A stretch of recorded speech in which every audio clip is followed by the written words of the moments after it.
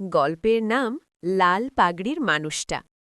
ভোরের নরম রোদ ধীরে ধীরে ছড়িয়ে পড়েছে সবুজ মাঠের উপর।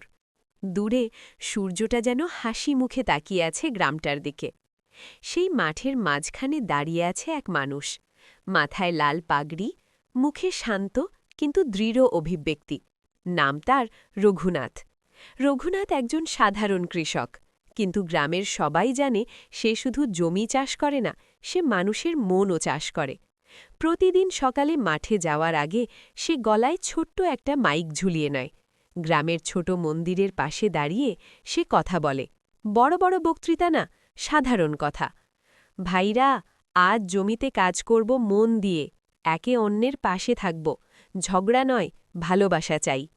গ্রামের লোকেরা প্রথমে হাসত, ভাবত এই লোক আবার কি বলে, কিন্তু ধীরে ধীরে সেই কথাগুলো মানুষের মনে ঢুকে গেল।